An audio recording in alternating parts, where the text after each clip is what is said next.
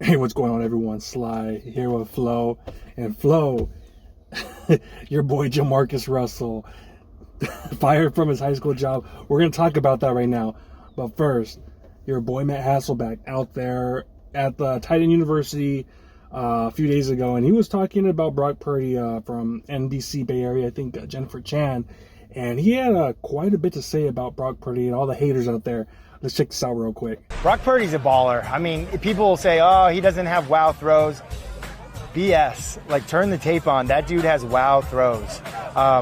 He's a great quarterback. And I know he might not win a combine competition or whatever, but he would win a quarterback competition in my mind. I think he's a great player. I mean, how much more important is it for a guy what's in between his ears as opposed to, those combine measurements that you're talking about? I think a lot of it is decision making in a split second.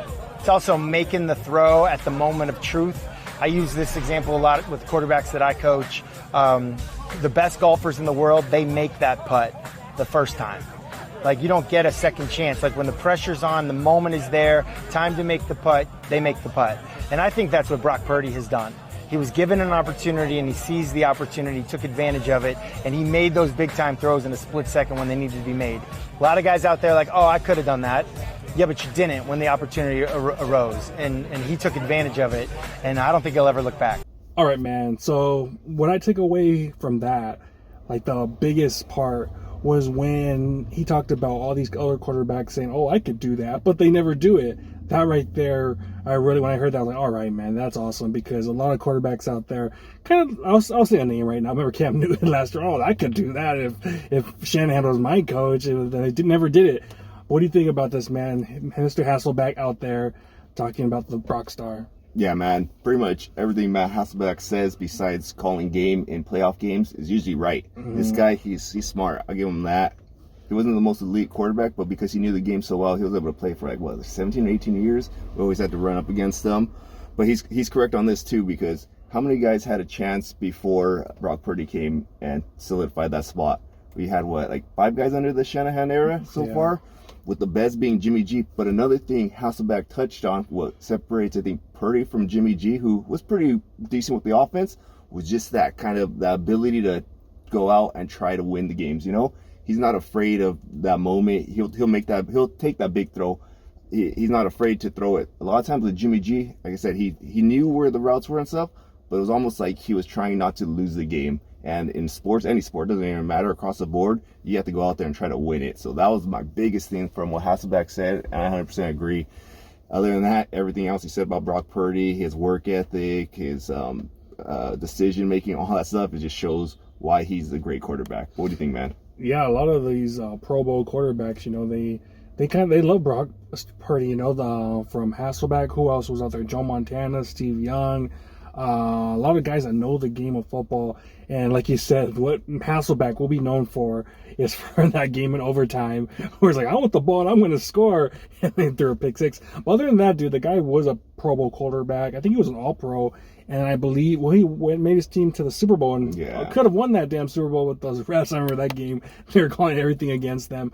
But absolutely 100%, man. He's on point, what he's saying out there. And I mean, there's going to be criticism all the time for this guy. Even Hasselbeck was talking about, I was like, dude, the criticism's still going on from Brock Purdy, but it just seems like it doesn't even faze Brock, no matter what people say. I don't even think he watches the news or anything like that, because he's always like, oh, I never heard that. When a media guy talks about someone from the mainstream talking about him, he's like, oh, I didn't hear that, but it is what it is. Who cares? Like, it's absolutely awesome how zoned in he is about this. And I think that this year, man, he's going to take that next level. He's so confident out there. You're just hearing him in training camp, mini camp, how he said he can't wait. He knows that he's going to take that next step.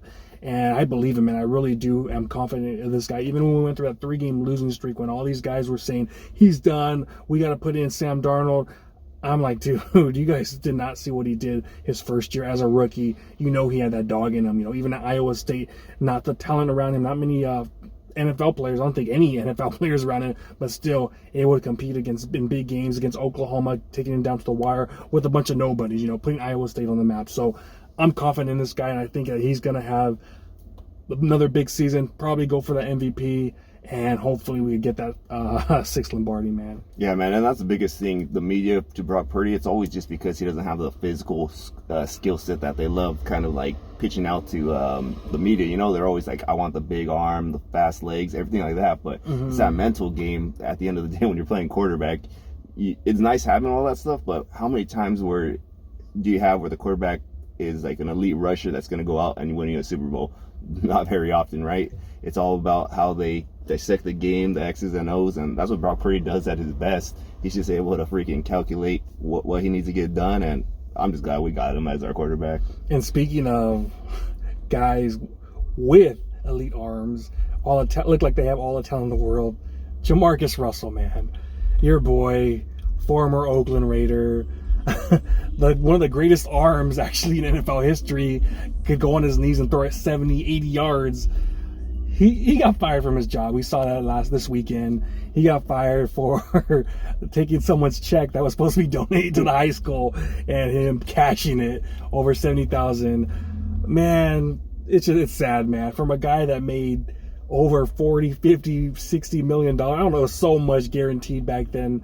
What do you think about this, man? Your boy going out kind of like a chump, man. Man, I didn't realize it was for cashing a check. A donation for high school. Check. I thought it was just because he didn't read the playbook for the team. That's what I thought he got fired, because you remember back in the day, I remember. Raiders gave him the playbook. He's like, oh man, I love the plays. He didn't even freaking watch the disc or read it. Oh man, poor Jamarcus Russell. Something's up with that guy, man. He probably has some screws loose, so I feel bad for him. Hopefully he's able to bounce back eventually, or just go maybe sign autographs for the rest of your life, get a little bit of cash, but I don't know, man. It's not looking good for Jamarcus. Man, I have no freaking sympathy for this guy. This guy was guaranteed all this money, and this guy never read the damn playbook. After games, you would hear the stories of him going to Vegas, going to the strip clubs, making it rain. It was like, oh, man.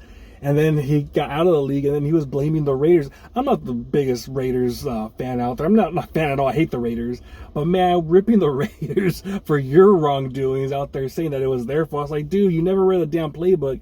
And it's so funny because one of his college coaches at LSU talks about how he stole money from the school, that there is character concerns, and he's out there still doing it in his, 40s, 50s out there. I don't know, man. How could you steal money from a school, a donation? Absolutely insane to me. So, I don't know. To me, Jamarcus Russell, he was a guy that he couldn't hit water if he fell off a boat. That's the kind of guy he was. He had all the talent in the world, but just didn't want to pursue it. So, I have no sympathy for him. And I remember I was a teenager grocery bagging, and all I had Raider fans around me, the older guys, telling me how excited they were, Jamarcus. And I just told them, this guy's going to be a bust, man. I just knew that this guy was going to be a bust. Long behold, probably the worst first-round draft bust of all time, probably. He's up there. He's up there for sure. So, I mean, it is what it is, man. And, dude, hopefully the school gets their money back. Cause, man, that's pretty bad right there.